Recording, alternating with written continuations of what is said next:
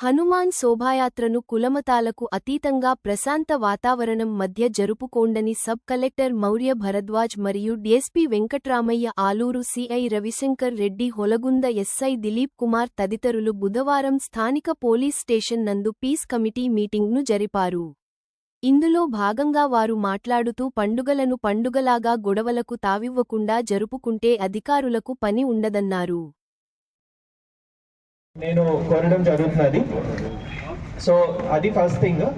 అలాగే గతం కంట ఇందాక డిఎస్పీ గారు చెప్పినట్టు 2004 నుండి ఆయన సర్వీస్లో ఇక్కడ చూసిన మేర సాధారణంగా ఆంధ్రప్రదేశ్ పరంగా కానీ మనకి ఈ బీబీసీ న్యూస్ కూడా బీబీసీ వాళ్ళు కూడా వచ్చి న్యూస్ కవర్ చేసే పరిస్థితి ఉండి మన గ్రామ పెద్దలు చెప్పినట్లు అదొకటే బాగా ప్రాముఖ్యత సంతరించుకొని ఉండేది.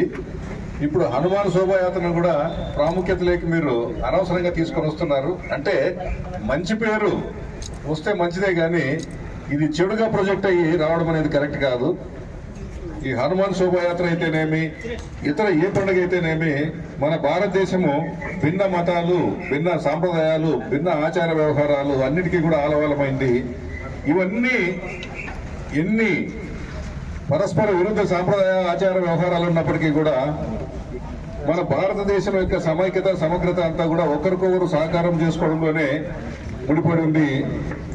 గత దగ్గర 8 దశాబ్దాలుగా స్వాతంత్రం వచ్చినప్పటి నుంచి కూడా సమైక్యంగా ఉండి సమన్వయంతో అందరూ కూడా కలిసిమెలిసి పోతూ ఉన్నాం. కాబట్టి మన భారతదేశము ఇప్పటికీ కూడా ప్రపంచంలోనే ఇన్ని రకాల సాంప్రదాయ ఆచార వ్యవహారాలు ఉన్నప్పటికీ కూడా అందరికీ కూడా ఆదర్శంగా నిలుస్తూ ఉండింది. అయితే అప్పుడప్పుడు 4:30 అయిపోయినాక మేము స్టార్ట్ అవుతాము. అక్కడ నుంచి తర్వాత రెండో ప్రేయర్ ఉంటుంది, 6 to 6:30 ఉంటుంది.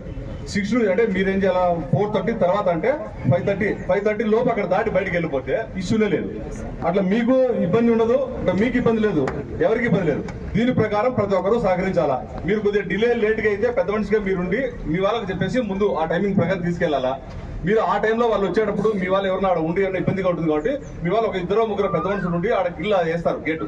అక్కడ 2-3 నిలబడి మిగతా అందరినీ కూడా వద్దని చెప్పేసి మీ పిల్లగాళ్ళు మీరు పంపించాలి. ఇక్కడ మీది బాధ్యత, అక్కడ తీసుకొచ్చేది మీది బాధ్యత. ఓకేనా? ఇప్పుడు దీనికి సంబంధించి మనం మినిట్స్ రాసుకున్నాము. ఇక్కడ